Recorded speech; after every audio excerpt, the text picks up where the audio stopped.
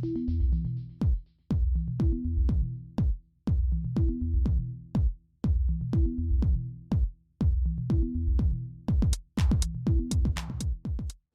morning and welcome back to the one in Celtic Fans View, Celtic FC News Morning Bulletin. And in today's news, we're going to talk about how Victor Wanyama reckons that Alistair Johnston could be a future captain of Celtic. We're going to look at a predicted lineup for the Aberdeen Celtic game.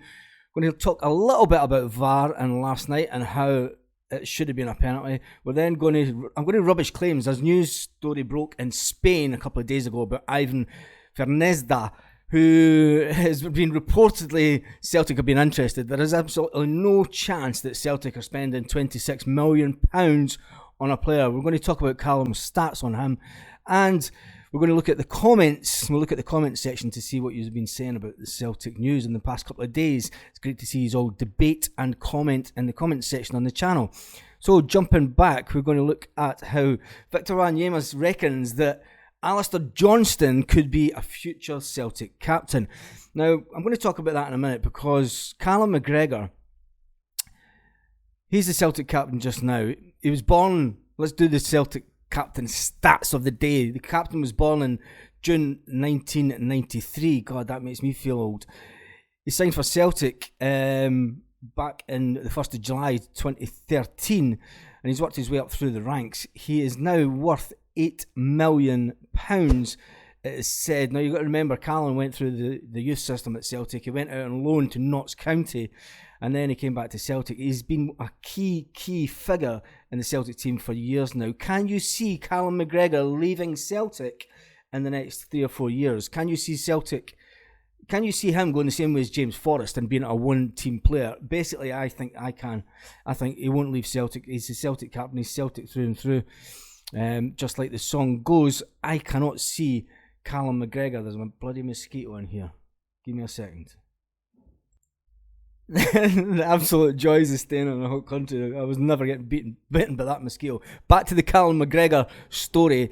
So basically, Callum's worked his way up through the ranks at Celtic. He is the Celtic captain. Can you actually see him leaving Celtic to go somewhere? Can you see someone coming in and paying £8 million for Callum McGregor? No, I can't see it. Will Alistair Johnston still be here in 4 years' time? That's the question that needs to be asked. Never mind Victor saying that he could be a potential Celtic captain. You know, you've got to ask as well, who's coming through the youth system right now that's going to break into the Celtic team that will fill those boots in years to come? You know, Johnston is young enough, but will he still... My question is, will Alistair Johnston still be at Celtic in 4 years' time? And I very much doubt that. I think he'll be a player that moves on the way that Celtic do with their players. So, to VAR for last night, there was a moment in the box where if there was a Celtic game, let's face it, the ball comes down and hits the boy on the arm, and it makes it look as if he's head on it, but it clearly comes off his arm. The VAR did not even look at it. All that Celtic fans ask is for it to be a level playing field, and we know that the Masonic Lodge in Scotland will never allow that. Anyone but Celtic attitude from them over the years has been the thing. And this is an unapologetic Celtic YouTube channel that will not bow down to them and their Masonic needs. So let's look at the predicted Aberdeen Celtic lineup. I think Celtic will go with a 4-3-3 lineup. Joe Hart was a bit nervous against Rennes. He looked a bit nervy, but he will be back in goal. My back four will be Taylor, Jens, Starfield and Ralston. Obviously, Juranovic is still at the World Cup with Croatia. Big CCV, he's just back from the World Cup. I don't think he'll get started straight away. I think they might bed him in another week just to give him that little bit of rest after the World Cup heroics. Jens will step in and Starfield will play at the back, and then obviously Taylor. I think that in the midfield, obviously Captain Callum McGregor is back. He'll be in the middle of the field, which is probably disappointing for Aaron Moy, but he's just back from the World Cup as well, so there's every chance he will not play. So I'm going to go with the midfield of Hatate, McGregor and O'Reilly in the midfield three, and then obviously your wingers is going to be Abada and Jota, and then up front will be Kyogo, and our Grumpy Greek will be on the bench. As normal, he'll probably come on later on in the game, as I expect James Forrest to come on also. and said Hasabanovic. I reckon he'll also come on just to give us that little extra bit of firepower in the last 10-15 minutes of the game just to kill it off. I reckon it will be a tight game up in Aberdeen versus Celtic. It's always a tight game up in Aberdeen unless we get that early goal, but Aberdeen are looking to come out all guns firing and try and pin us back. Will they be able to do that? Hibs got an early goal against the Zombies last night against Sevco. They went 2-1 up to then ultimately collapse, as they always do. Hibs always just seem to fall away. It must be absolutely rubbish being a Hibs fan. You know, it must be. I mean, you go 2-0, you go 1-0 up, and it's 1-1. You go 2-1 up, you go into half time and it's 2-1, and you think, right, let's just hold on. And the Hibs did it again. You know, they had one good game against the Huns in the Scottish Cup final a long time ago, but ever since then, they just Hibs it. You know, Hibs that is an actual saying. So let's look at the comment section. We'll have a quick look at the comment section and see what you have all been saying in the comment section. Gara6283 says the agents are normally the problem to make money and sell them on, but GG it goes. If Guacamakis goes, so let it be. If JJ goes, he goes with gratitude.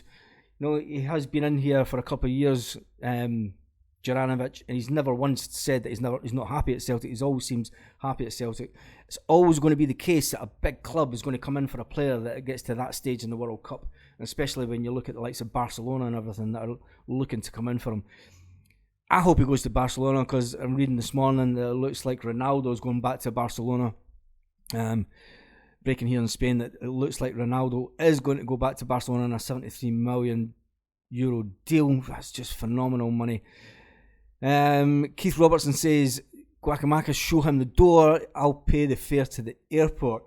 Fair dues, there's probably a few Celtic fans that would do just the same. And then Bet Ange was basing Guacamakis' wage rise to be on the Champions League performance. And then Graham Hardy says it's nothing to do. Ange has nothing to do with dealing with players' contracts.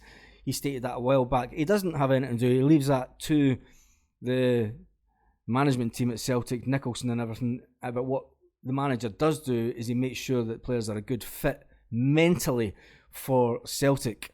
And that's what I love about this manager. He just makes sure if you're not in the right frame of mind, he makes sure that you either will let you go at the summer, you know, like he did with Tom Rogic and Beaton.